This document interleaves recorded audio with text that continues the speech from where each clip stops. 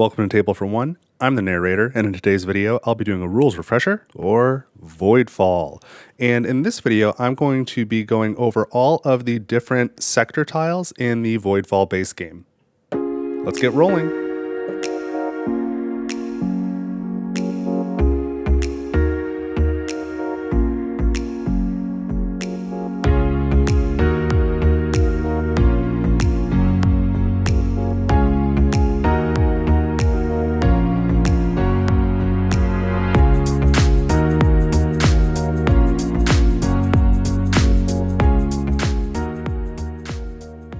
Alright, so I'm all set up to teach you about the various sector tiles in the base game of Voidfall. Of course, there is an expansion coming, well, 2 expansions coming, and when those release, I will go over the sector tiles in those games as well. And if you have questions about a specific sector tile, don't forget I've got chapter markers. You could just jump to that to get the answer to your question. But before I get started, special shout out to my coffee supporters. This Table for One always has reserved seating for my monthly supporters, and the head of the table is saved for the top subscribers over the last 90 days, so check out the leaderboard here. So big thank you to each and every one of you, and if you would like to support Table for One, you can head over to my coffee page, that is ko-fi, there's a link in the description. Otherwise, please consider subscribing, liking, sharing, and commenting, it is all appreciated. But let's jump into the heart of the video now, and I am going to start with standard sector tiles. So these are standard sectors that are set up here, and standard sectors are on the back of just about every sector tile in the game. So we've got some special sectors like this, but if you flip them over, they're all standard sectors on the back. And so mechanically they're all the same, but you'll notice each one has its own unique artwork, which I think is just really cool. It's a really nice touch that they're not all identical artwork, or that there's, as far as I've noticed, not any repeats either. So that obviously took a lot of time and energy, but I think it was worth it. It looks really cool. So let's talk about the properties of a standard sector. So this could serve as an outpost sector during setup, which is your starting sector that is next to your home sector. It could start the game as a Voidborn sector, so with Voidborn fleet power in it, and that's usually the most common use for it at the start of the game during setup. And this is where you're going to be putting, not just Voidborn fleet power, but also bounty tokens, reclaim tokens, glory tokens, all that sort of stuff. And then during setup, these can also hold a fallen house card. If you've ever got a fallen house card, that's going on one of these standard sectors right now. So as far as the base game is concerned, a standard sector is always going to have a variable population die. So one of the purple population die, the population can go up and down. It can hold 1 corruption under that population die.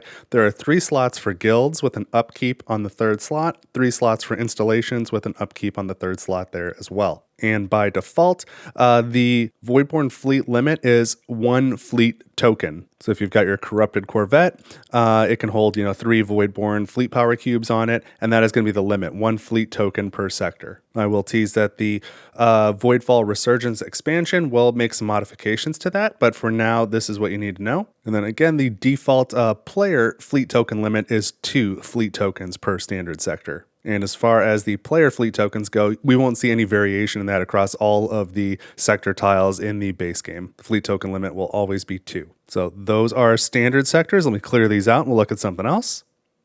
All right, next up, let's talk about home sectors. So these are the 4 standard home sectors. And so, of course, they've got the home icon in them, and they've also got this double gold bar around the outside. All 4 of these standard starting home sectors are identical from a mechanic standpoint, but certainly this one has the best artwork. That is indisputable. But otherwise, each player will start on a home sector, and let's just talk about the standard ones first. There are a couple of exceptions where you wouldn't start on a standard home sector, but we'll get there. So let's talk about mechanically what these do. First of all, you put your player-colored population die in the population die spot, and that is a reminder that these sectors can never be abandoned. So your player-colored population die is a variable population die. You can move your population up and down, but even if you move all your fleet power out of the sector, there is still a player-colored component that remains there that holds the sector for you. And we can see this icon here on the right means that your home sector may never be the target of an invasion, so other players cannot take over your sector.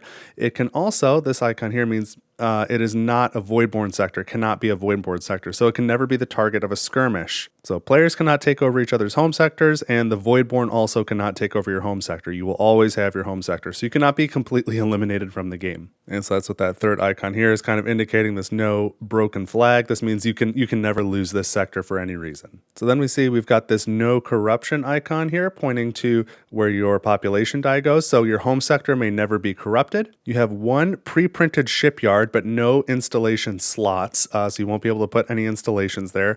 And then you have two empty guild slots with a upkeep on the second slot. So one thing to note is that if you're playing solo or co-op and you're trying to get those sectors that are pure with 3 guilds and 6 population, by default you won't be able to do that in your home sector because it can only hold 2 guilds. So those are standard home sectors.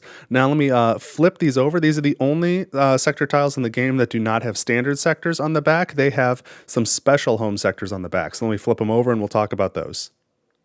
All right, so I just flipped over those 4 tiles in place. So these are the 4 backs. These are the 4 special home sectors that belong to specific houses. So if you choose to play as one of these houses, you must use this special home sector instead of a standard home sector. So we'll start up here. This is the House Astrotron special home sector. And you can see this one as well as the other ones here. These all have wicked cool artwork. But this one belongs to House Astrotron, that's their sigil there. You still, in all cases, use your player-colored population die. This home sector may not be corrupted and has 2 guild slots here with an upkeep on the second. So this whole part here is pretty typical for for a home sector. But in addition to the pre-printed shipyard, there are 2 installation slots with an upkeep on the third. So House Astrotron has greater ability to build installations on its home sector. The empty installation slots are helpful for House Astrotron because not only do they like shipyards for deep space missiles, but in any sector where they can place an installation, they also can optionally send a sentinel if they have that tech. So that's why the installation slots are important to House Astrotron. But outside the installations, there's really nothing changed. Next up is this home sector here. This one is for House Thegwin. That's their sigil. Again, you use your player-colored home sector die, and this sector cannot be corrupted. But you'll notice here there are no installations, pre-printed or otherwise. So you do not start with a shipyard. However, you have, in addition to your 2 guild spaces with an upkeep on this last space, you have a third guild here, a pre-printed farmers guild. And that's relevant for House Thegwin because their farmers guilds can be treated as a shipyard when deploying. So they don't actually have a shipyard, but functionally they do, and they've got this Farmers Guild which they score for and is helpful for them for a few reasons. So that is House Thegwin's unique home sector. All right, next up we have got the special home sector for House Markwalos, and so this just has the standard pre-printed shipyard with no other installation slots, but we've got some differences here. So again, player-colored home sector die, but you'll see there's an icon that's missing here, the no corruption icon. You can corrupt your home sector if you are playing as House Markwalos, which is pretty interesting. And then in addition to the 2 empty guild slots with an upkeep on the last slot, there's also a pre-printed Bankers Guild. So that'll help you with your credit production. And so for House Markwalos, just like with House Thegwin, you could potentially use these home sectors to build safe havens if you get the population up to 6, and in Markwalos' case, keep it uncorrupted, keep it pure, because you could fit 3 guilds, which is kind of neat. And then lastly, we have the special home sector for House Novarchon. So a couple things different here. Again, House Novarchon has a home sector that is corruptible. You can place corruption on your home sector, and that pairs with, their house ability where every time that you take corruption, you can produce a resource. So you've got another option for taking corruption here. Then we have the 2 standard guild slots with an upkeep on the second slot.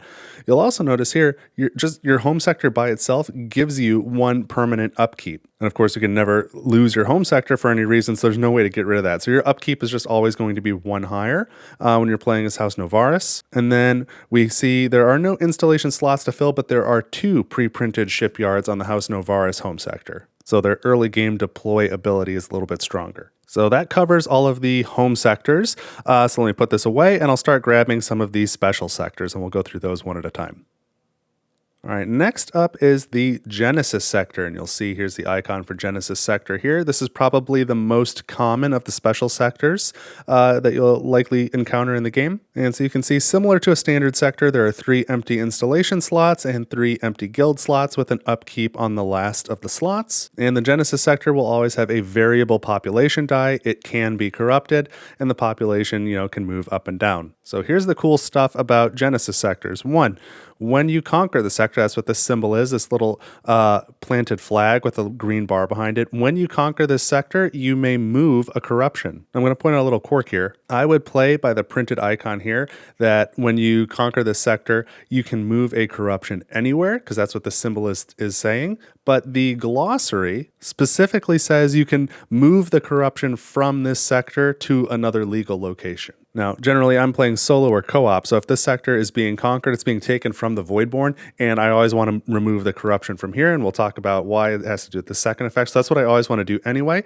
But if you were playing competitive and you took this from another player and it was already pure, I read this icon to say you can choose to just move another corruption that you have somewhere else. It's kind of a niche case, but you might want to do that. And as far as I'm concerned, the iconography here allows it, even though the glossary specifically says otherwise. And so let's talk about this second effect now. So this is saying whenever you establish a pure guild that is these are called a supply guild, so a farmer's guild, a miner's guild, or an engineer's guild, the 3 basic guild types, those are called supply. Whenever you establish a pure supply guild in this sector, then you may increase the population in this sector. So again, the sector's got to be pure.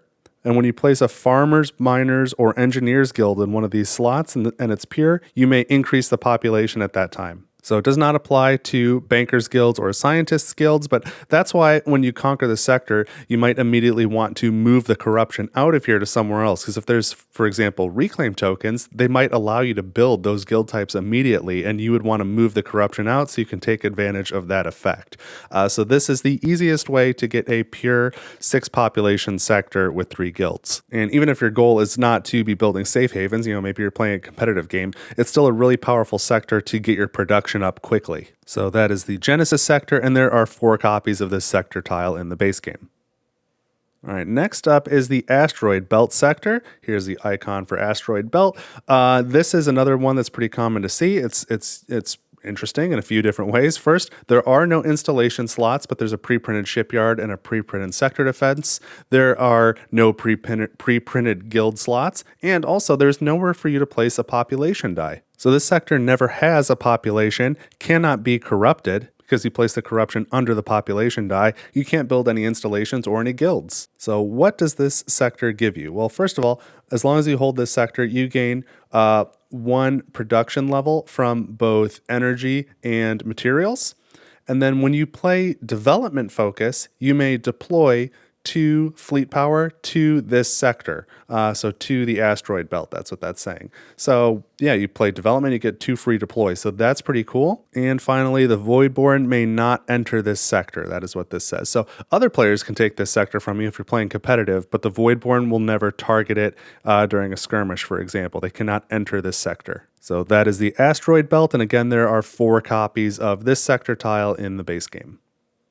Okay, the next special sector type I want to talk about is these wormhole sectors. So there are 2 types. There's wormhole A. You can see I've got a couple of them here. And there is wormhole B. In the base game, there are 3 wormhole A sector tiles and 1 wormhole B sector tile. And so a wormhole tile can never be occupied by players or by Voidborn. They cannot hold guilds, they cannot hold installations, they cannot hold population, they cannot hold corruption. They simply act as a way to alter adjacencies. So any tile that is adjacent to a wormhole is considered adjacent to all other tiles adjacent to that wormhole. So we have this sector here, and let me throw another one here.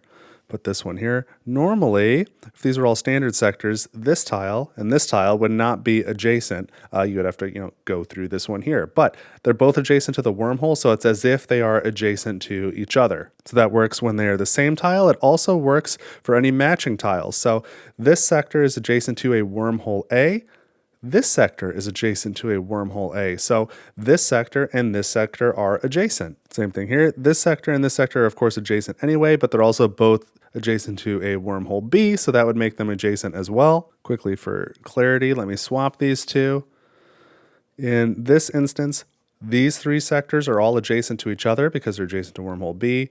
These two would be adjacent because of the wormhole A, but this is not adjacent to this because these are different wormholes. If I were to make them both A's, now all sectors here are adjacent because they're all touching a wormhole A. All right, finally, let me just do this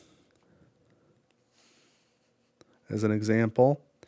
This sector is adjacent to wormhole B, which itself is adjacent to an A, which makes this adjacent to A, which means this is adjacent to this and this and this. So you will see this sometimes on the maps. And again, you are never stopping on one of these sectors. You can't put anything in any of these sectors. It just allows you to traverse from one place to another. And as I said, there are 3 wormhole A's in the base game and 1 wormhole B, and I believe there are some more wormholes coming in Resurgence. All right, with that wormhole example done, I can zoom in a bit. So this is a comms sector. This is a comms relay, and this is the icon here for comms relay. There are 3 of these tiles in the Voidfall base game, and just by having this tile, you will need to pay 1 upkeep. It has 2 pre-printed sector defenses and then no empty installation slots. You can see here there's a black die depicted with 3 population. This sector will always be set up with 3 population on a fixed population die. So the black population die with the red pips, that is a fixed population. That means you cannot you cannot increase or decrease that population. It's always going to remain at 3 in this particular case. And we've got 2 guild slots here that are empty. If you fill the second slot, you will need to pay 1 upkeep. So let's take a look at the sector ability. When you play Conquest Focus, Development Focus, Reinforcement Focus, or Politics Focus, you may spend 1 energy to take the 3rd action on that focus card, provided you can also pay the cost for that 3rd action and you have not taken that action already. So you cannot repeat an action. So it's kind of like a trade token, but instead of spending a trade token, you spend 1 energy, which is a pretty reasonable cost. But I do just want to make the point that you pay the energy and then you copy an action off that same focus card, basically the 3rd action that you haven't taken, and you must pay the cost for that action. I did a solo playthrough on this channel a little while back where that just slipped my mind as I was playing, and I was just paying the energy and not paying for the cost of the action I was taking. And so that's really the purpose of this video, is I need to issue that correction so people aren't playing it wrong. So that is how the comms relay sector works. Again, there are 3 of these tiles in the base game. Okay, this special sector is the Research Complex, and again, there are 3 of these sector tiles in the base game. This one has a no empty installation slots, but a pre-printed starbase, which is pretty cool. If you do not have starbase technology, you still gain the combat tile ability of this installation. So it'll still act as a sector defense for you if this sector gets invaded, but you do not get the ability to deploy fleet power there as if it were a shipyard. And then in the Voidfall Resurgence expansion, there's going to be another use for these star bases, and the same kind of ruling applies. You get the, if you don't have the technologies associated with it, you still get the combat tile effects, but none of the technology effects. So this sector has a fixed population of 4. It can be corrupted. There is a pre-printed Engineers Guild, and then 2 empty guild slots with an upkeep on the last slot. So as long as you hold this sector tile, the ability is you may spend energy in place of science, and you may spend science in place of energy, but you may not use credits in that equation. So you can't spend a credit as if it were an energy to use it as a science, and vice versa. You couldn't spend a science to turn it into an energy and then take that energy and make it a credit. It doesn't work. So no credits are not involved in this equation anywhere, but that's really helpful. It gives you, this 4 energy production just by default. So that gives you quite a bit of flexibility, because energy is typically a cost associated with invading, and science is of course a cost typically associated with gaining technology. So you can gain technologies with energy, or you can invade with science. It gives you a lot of flexibility. That's pretty cool. And if you are playing in co-op mode, you can also use this to pay for the crisis board. There are typically energy and science requirements on the economic track, so you can use those interchangeably there. But there is one important exception. You cannot use science in place of energy when it is time to pay upkeep. I wish there had been a no upkeep icon here, but you can find that information in the glossary. So that is the research complex sector tile.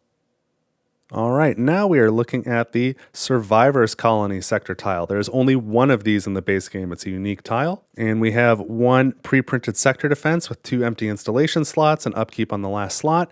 We have 2 empty guild slots and a pre-printed Farmers Guild, and then an upkeep on the last guild slot there as well. This starts with 3 variable populations, so it can go up and down, and it can be corrupted. So if we look at the abilities on this sector first, this cannot be taken over by the Voidborn. Voidborn cannot enter the Survivors Colony sector, so if you are holding it, it cannot be the target of a skirmish. And secondly, when you conquer this sector, when you successfully invade it, you immediately gain 2 food, and or you can activate a fleet power. And then I'll also note, if you happen to have the Stellar Nursery promo tile, any map that has a Survivors Colony, you can remove this tile and replace it with the Stellar Nursery. And I do not have that promo, but I do want to call out that if you've looked at it, the Resurgence expansion for Voidfall will have a mechanically identical sector tile that comes with that expansion as the Stellar Nursery. So if you don't have it yet and you've ordered Resurgence, essentially you're going to get it. So keep that in mind. But that is the Survivors Colony. Let's move on to the next one. Okay, here we've got the Paradise World sector. Here's the icon for the Paradise World. Again, there's only one of these in the base game. It's a unique tile. It starts with 4 variable population, and it can never be corrupted. We have, so that's part of what makes it a Paradise World. We have 2 empty guild slots here with a upkeep on the last slot, 2 empty installation slots, again with an upkeep on the last slot. When you have this sector, when you control it, you gain 2 production levels for each of the 5 resource types. So food, energy, materials, credits, and science. Additionally, the Voidborn fleet token limit in this sector is increased by 1. So that's what these 2 little orange triangles over the purple hexagon are. You can have 2 Voidborn fleet tokens here. So if we're talking just corrupted corvettes, that is up to 6 fleet power, because that's 2 tokens. So Paradise World, extra Voidborn fleet power limit, lots of production, variable population that cannot be corrupted. 1 Paradise World sector in the base game. Let's check out the next one. Okay, this is the Megalopolis sector. This is a planet completely covered by a city. So a planet-spanning city.